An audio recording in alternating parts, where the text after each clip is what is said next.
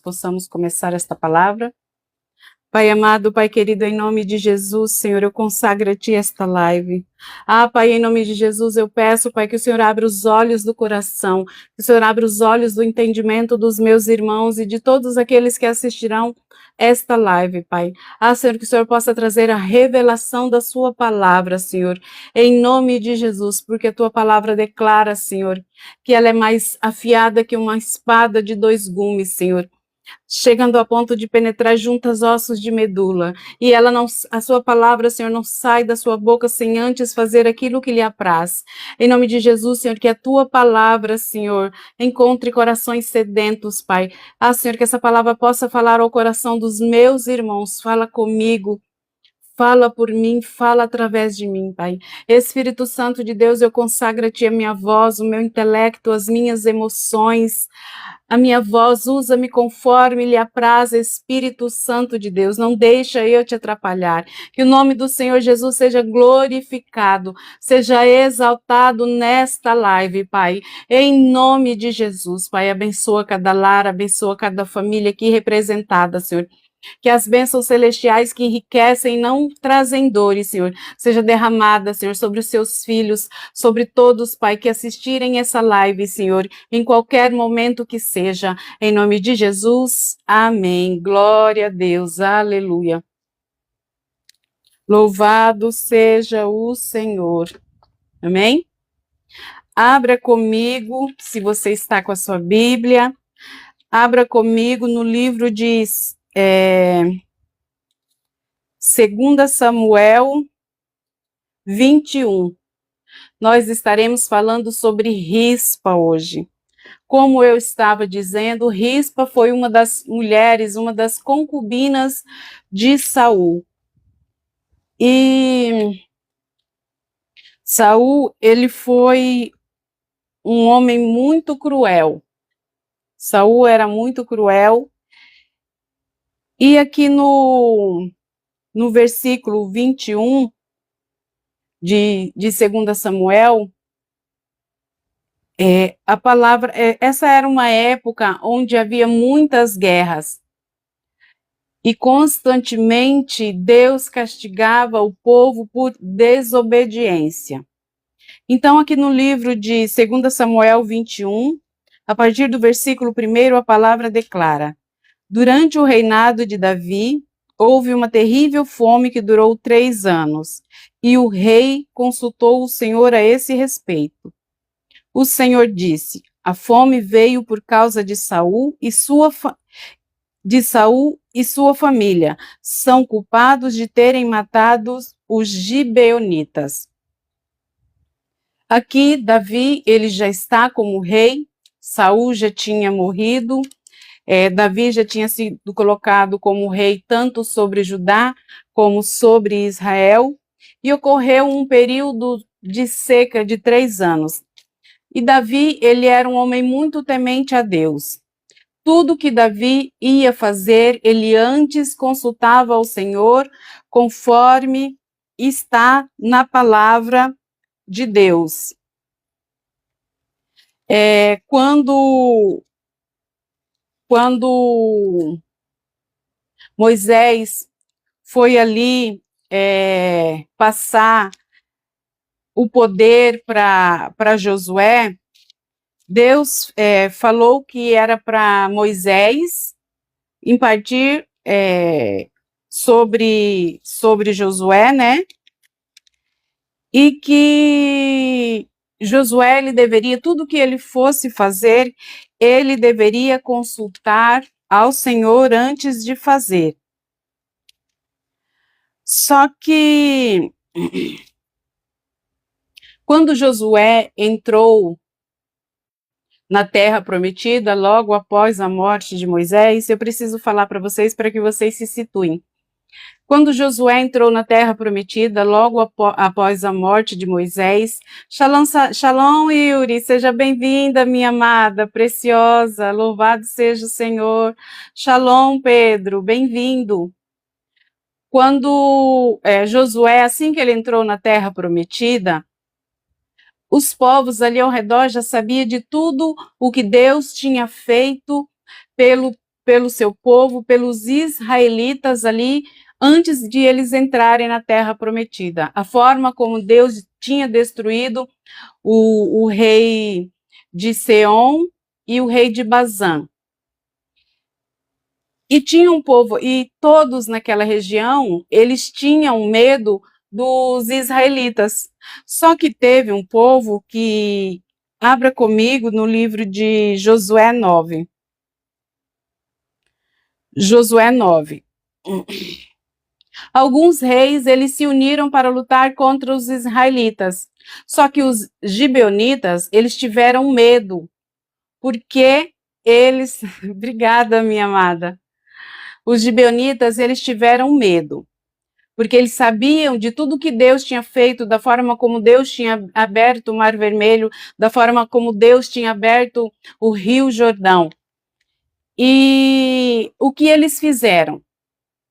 Eles agiram de má fé, porque a palavra de Deus dada ao povo de Deus foi de que eles não deveriam fazer aliança com os povos ali da terra aos quais eles entrariam, para que eles não fossem corrompidos. E os gibeonitas, eles ficaram sabendo disso. E o que eles fizeram? Eles tinham medo e eles sabiam que os israelitas não iriam fazer aliança com eles. Então, eles fizeram um teatro. O que eles fizeram? Eles se juntaram com os anciões e falaram: nós precisamos de uma forma de fazer aliança com este povo. O que eles fizeram? Eles vestiram uma roupa como uma roupa surrada, pegaram pães bolorento, pegaram roupas desgastadas, animais magros e chegaram ali no acampamento dos israelitas. E o que eles fizeram? Eles falaram assim: nós viemos de uma terra muito distante e nós sabemos de tudo que o seu Deus tem feito por vocês e por temor ao seu Deus, nós queremos fazer uma aliança com vocês. Aí Josué falou assim: mas pode ser que vocês morem aqui vizinho. Aí eles falaram: não, olha, nós trouxemos esse pão, eles mostraram o pão embolorado, nós trouxemos esse pão quando nós saímos da nossa terra, esse pão era fresco.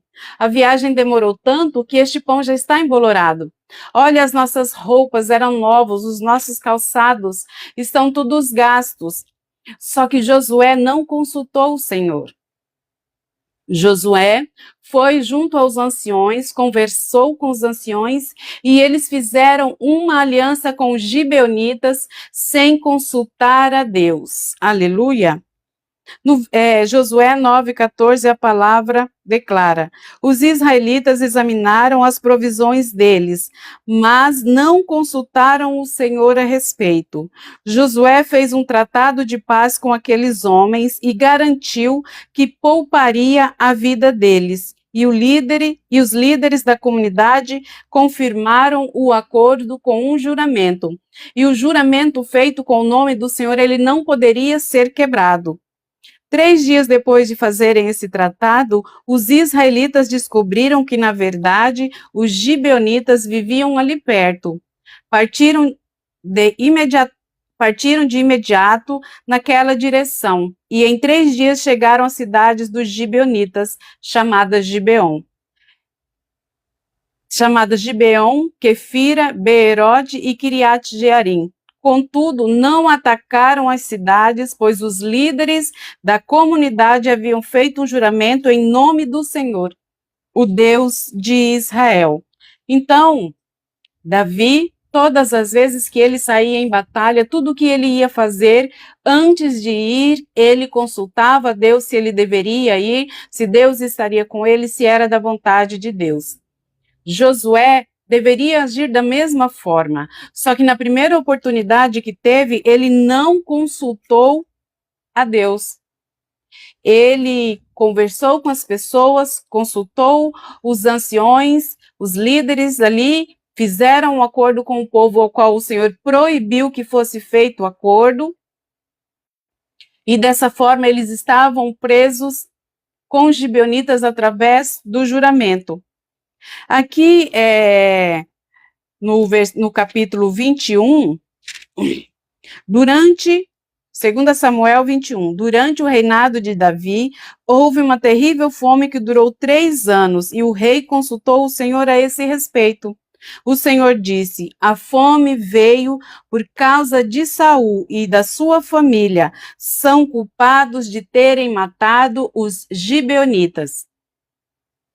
Israel fez um acordo de que não mataria os gibeonitas.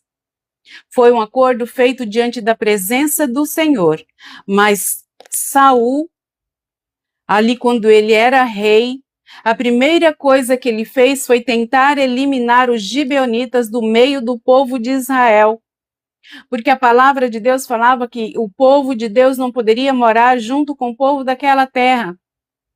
Só que antes disso já havia um tratado, já havia um juramento feito através do nome do Senhor. E um juramento feito através do nome do Senhor, ele não poderia ser quebrado. E nessa forma, aqui em 2 Samuel, é um período onde houve guerras, houve luta pelo trono de Israel. Depois que Saul morreu, o filho dele, Mefibosete, foi posto no trono por Abner, um dos generais dele. E Davi, ele foi coroado rei de Judá, mas Israel não o aceitou como rei. Depois houve uma luta, houve um acordo entre Abner e Davi também foi coroado tanto rei de Judá quanto rei de Israel. E após esse período ocorre essa época de uma seca tremenda, uma seca, e quando a seca vem, começa a morrer os animais, o campo já não produz mais, e dessa forma Davi, como ele sempre fazia, ele foi consultar o Senhor para saber o motivo dessa seca, porque naquela época, sempre que havia uma seca, era algum tipo de punição da parte de Deus. Porque quando Elias, ali em Reis, Elias declara para Acabe: mediante a minha palavra não choverá durante 3 anos. E assim é determinado. Então, dessa forma aqui, a falta de chuva era uma punição. E Davi consulta o Senhor para saber qual o motivo, por que eles estavam sendo punidos. No versículo 2, então o rei mandou chamar os gibeonitas. Eles não faziam parte do povo de Israel, mas eram tudo que restava dos amorreus. Os israelitas tinham jurado que não os matariam, mas Saul, em seu zelo por Israel e Judá, havia tentado exterminá-los. Davi lhes perguntou: o que posso fazer por vocês? Como posso reparar o mal que lhes foi feito, para que vocês abençoem o povo de Deus? Então, era necessário que eles lançassem a bênção sobre o povo de Deus para que voltasse a chover, para que houvesse chuva, para que as colheitas fossem abundantes, para que ninguém perecesse ou morresse de fome. Os gibeonitas responderam: prata e ouro não resolverão a questão entre nós e a família de Saul. Também não temos o direito de exigir a vida de ninguém em Israel. Que farei por vocês então? Perguntou Davi. Eles responderam: Saul planejava nos destruir. Queria nos impedir de ter um lugar no território de Israel.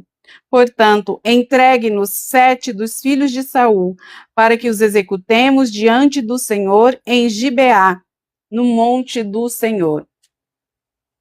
Então, aqui os gibeonitas, eles não querem ouro, eles não exigem prata.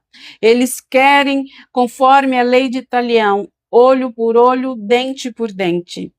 Só que ao invés de eles escolherem um massacre de várias pessoas, eles pedem ali a vida de 7 dos filhos de Saul. Davi poderia ter achado outras formas de fazer um acordo com ele, com os gibeonitas, poderia ter oferecido terra, um território ali, talvez, quem sabe. Mas a palavra de Deus aqui não fala que Deus pediu a vida deles. Deus falou que a fome era por causa que Saul era culpado de ter matado os gibeonitas. Mas Deus não exigiu que os filhos de Saul fossem mortos. Mas Davi tomou essa decisão. Não se sabe ao certo porquê, né?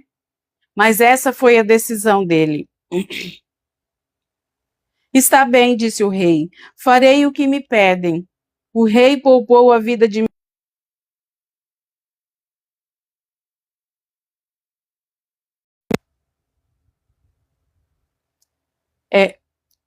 O rei poupou a vida de Mefibosete, filho de Jonatas, filho de Saul, por causa do juramento que Davi e Jonatas haviam feito diante do Senhor.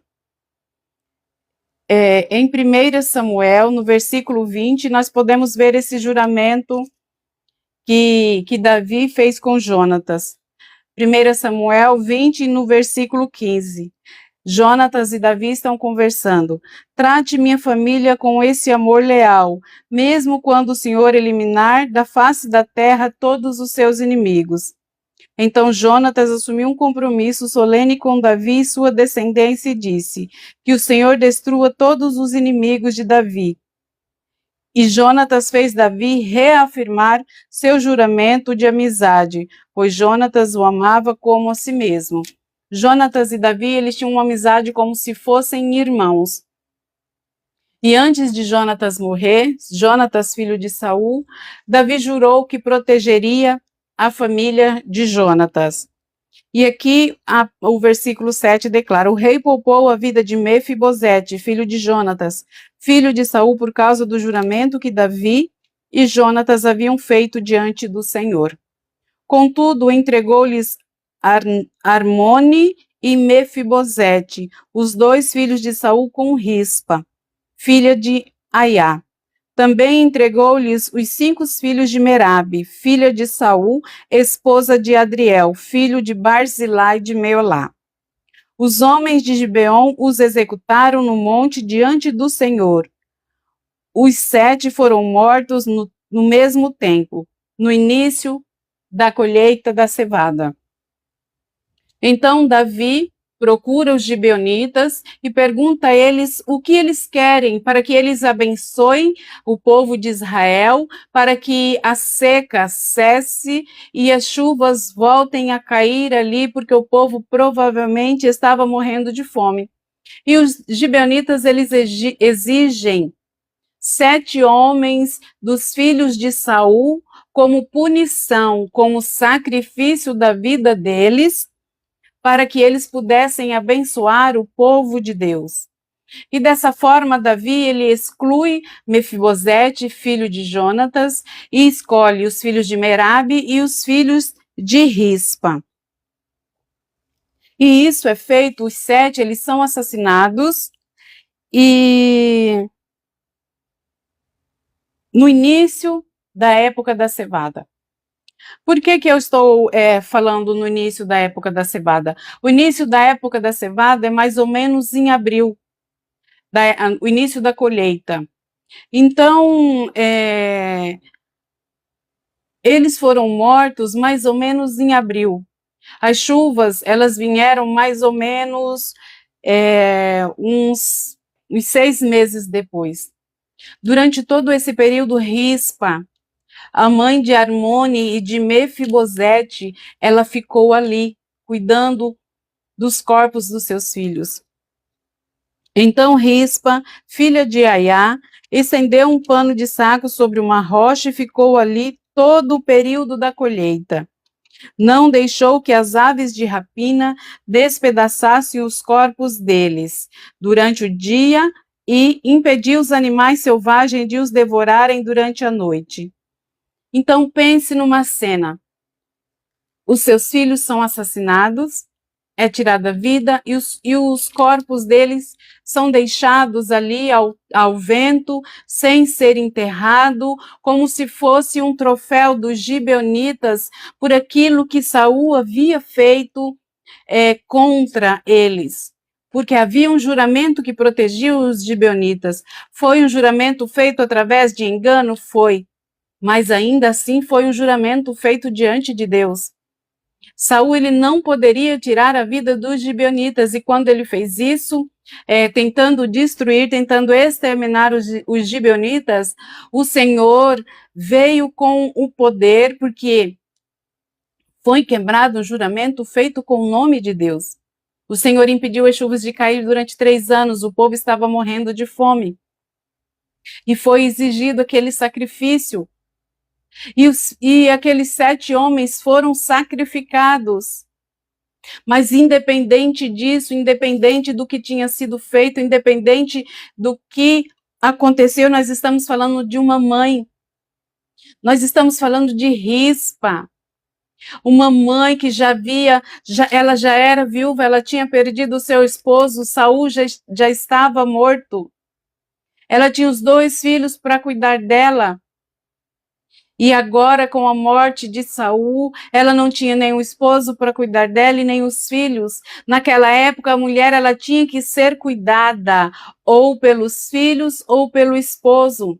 Se ela não tivesse homens que cuidassem da vida dela, ela estava no estado de vulnerabilidade social, ela dependia das ofertas e do bem das outras pessoas. E Rispa, profundamente machucada, profundamente a dor do luto, provavelmente com seu coração despedaçado, ela pega e no momento de desespero, ela pega um pano de saco, coloca numa rocha e fica ali durante todo o período da colheita. A colheita durava em média 2, 3 meses. Alguns estudiosos dizem que ela ficou até o início da época da chuva, que é no outono, seriam 6 meses, mas ainda que fossem 2 meses, uma mulher cuidar ali dos corpos dos seus filhos dia e noite, sem sair naquele tempo, com os perigos da noite, com os animais ferozes, com o coração dilacerado. Mas ela esteve ali lutando. Ela esteve ali guardando e velando os corpos dos seus filhos. Ela não deixou as aves de rapina se aproximarem dos corpos deles. Já imaginou um corpo putrefato, um corpo se desfazendo, se decompondo, um mau cheiro, mas ela estava ali afastando as aves e durante a noite ela provavelmente tocava os lobos, os animais ferozes que tinham ali, que vinham pelo cheiro pelo mau cheiro da carcaça, da carniça. E ela fazia isso dia e noite. Dia e noite, noite e dia, ela estava ali velando. O luto por si só já é um motivo de grande dor, já é um motivo que faz com que o seu coração seja paralisado. Existem várias formas das pessoas lidarem com o luto. Uns conseguem lidar com o luto de uma forma, outros ficam paralisados. Então, Rispa, ela fica ali entre a dor do luto, entre a dor de ver o corpo dos seus filhos se decompondo, e ela fica vigiando, e ela fica velando no sol quente, em dias de noite. E ela não deixa nem que as pessoas se aproximem dos corpos do seu filho. O luto por si só já destrói a alma humana. Imagina você ver isso, um corpo ao relento, o corpo dos seus filhos, sem você, por algum motivo ela não poderia, por algum motivo não teve como ela enterrar os seus filhos. Provavelmente isso foi exigido pelos gibeonitas. E assim ali ela também estava protestando. Ela estava protestando contra aquela exposição, a exposição da alma, a exposição da memória dos filhos dela ali. E ela foi uma mulher tremendamente corajosa. Ela foi uma mulher determinada. E ela expõe aquele massacre ali, todos que passavam ali provavelmente viam aquela mulher enlutada, tocando aqueles animais, lutando ali pela vida, pela preservação, de alguma forma, pedindo que o corpo dos seus filhos fosse enterrado. Aleluia. No versículo 11. Vou voltar aqui. Então Rispa, filha de Aia, estendeu um pano de saco sobre a rocha e ficou ali todo o período da colheita. Não deixou que as aves de rapina despedaçassem os corpos deles durante o dia e impediu os animais selvagens de os devorarem durante a noite. Quando Davi soube o que Rispa, concubina de Saul, havia feito, foi até o povo de Jabes de Gileade para reaver os ossos de Saul e de seu filho Jonatas. Quando os filisteus mataram Saul e Jonatas no monte Gilboa, o povo de Jabes de Gileade tinha roubado os corpos deles da praça de Bet-San, onde os filisteus os haviam pendurado.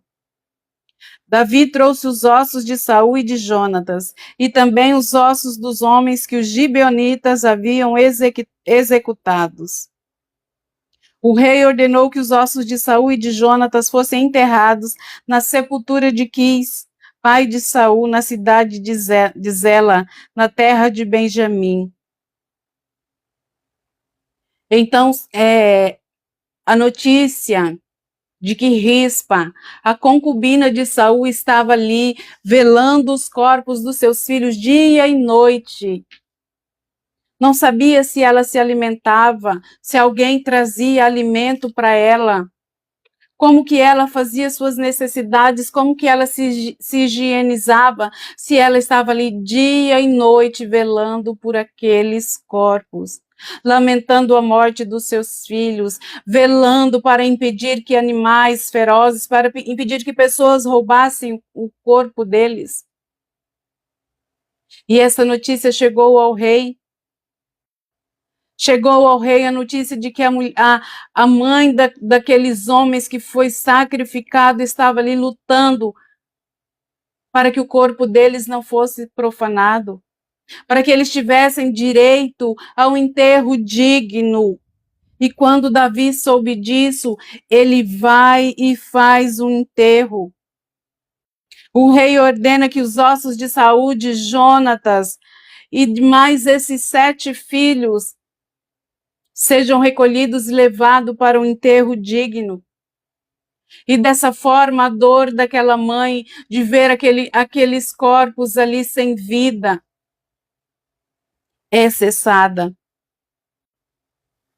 E a palavra declara, depois disso, Deus atendeu às orações em favor do povo. E quais eram as orações em favor do povo?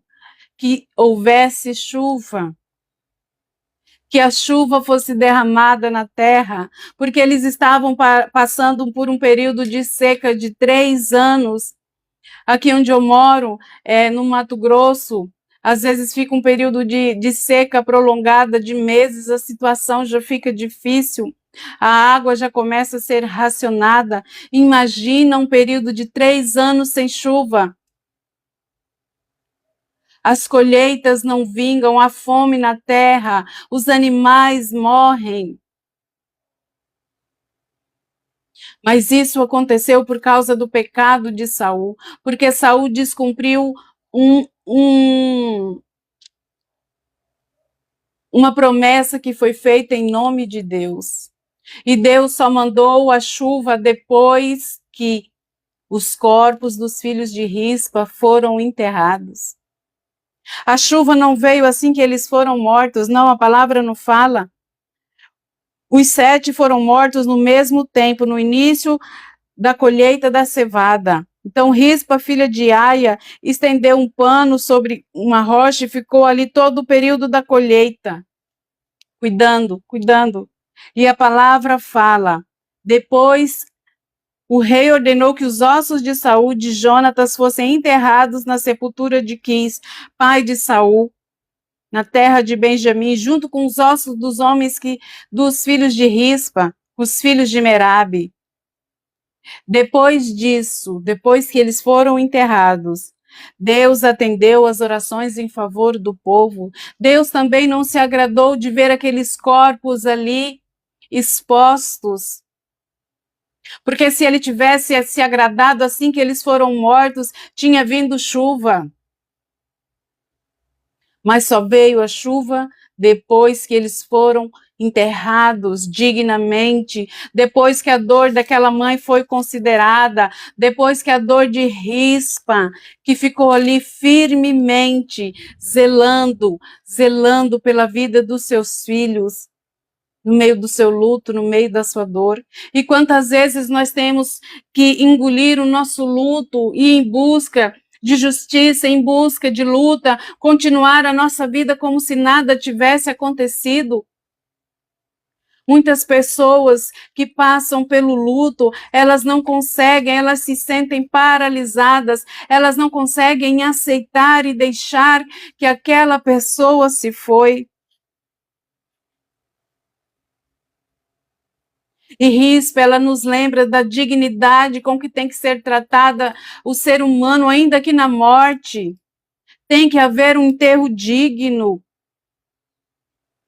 Tem que haver respeito por aqueles que estão mortos. E o luto e a dor de Rispa e o fato dela estar ali fez com que Davi fosse tocado. Trouxe vergonha ao rei.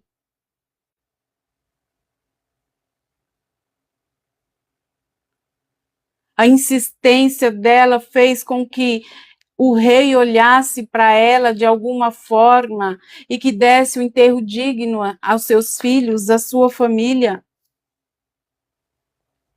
Aleluia! Muitas vezes nós não temos como dimensionar a dor de um luto. Eu creio que só quem passou por ele pode dimensionar, pode sentir essa dor profunda, mas nós podemos fazer meios com que essa dor diminua. Nós podemos entregar essa dor aos pés do Senhor Jesus, nós podemos entregar essa dor ali na cruz e deixar com que o Senhor Jesus ele nos lave com os rios de águas vivas, deixar que essa dor seja purificada pelo encontro, pelo amor do Senhor Jesus, que também se entregou na cruz por nós. Amém? A história de Rispa, ela nos chama a nossa atenção de como uma mãe é capaz de tudo pelos seus filhos. É capaz de ficar dias, meses ali cuidando. E a palavra fala, Davi pegou os ossos, já havia sido passado pela putrefação, conforme o período que aqueles corpos ficaram expostos. Glória a Deus, Marilise. Aleluia. Louvado seja o Senhor é um Deus que cura. O Senhor é um Deus que cura. Dói, o luto dói. Muitas vezes nós achamos que não vamos conseguir superar, mas nós, pelas nossas forças humanas, nós não conseguimos. Nós temos que entregar aos pés do Senhor Jesus. Shalom, shalom, Eliane, seja bem-vinda. Nós temos que entregar o peso, a carga pesada que está sobre nós nas mãos do Senhor Jesus. Ele é o único que pode nos curar, Ele é o único que pode enxugar as nossas lágrimas. Durante a minha vida toda eu busquei em pessoas, em situações, em bebidas, preencher um vazio que eu tinha na minha alma. Mas esse vazio só foi preenchido com a presença do Senhor Jesus. Só foi preenchido quando eu descobri que eu sou filha, amada, escolhida. Só foi preenchido quando eu descobri que Deus perdoa os nossos pecados, não importa quais tenham sido. Ele entregou seu filho na cruz para morrer por mim e por você, para perdoar os nossos pecados. O Senhor Jesus já levou na cruz nossos pecados, nossas enfermidades. E é através dessa entrega genuína que nós seremos curados. Uns serão curados mais rápido, outros leva-se um tempo, mas é só a partir do momento da decisão, da entrega nas mãos do Senhor Jesus que isso acontecerá. Amém? Pai amado, Pai querido, em nome de Jesus, Senhor, obrigada, Pai, porque o Senhor falou conosco, Pai. Obrigada, Senhor, Senhor, que o Senhor possa nos levantar, Senhor, como pessoas, Senhor, que acolhe, Senhor, aqueles que estão enlutados, Senhor. Que nós possamos ser ponte, Senhor, e elo que liga, Senhor, pessoas feridas, pessoas magoadas a Ti, Pai. Em nome de Jesus, Senhor. Em nome de Jesus, Pai, dá-nos sabedoria, dá-nos entendimento, Senhor, para que nós possamos entender, Pai, e compreender aquilo que o Senhor está fazendo em nossas vidas.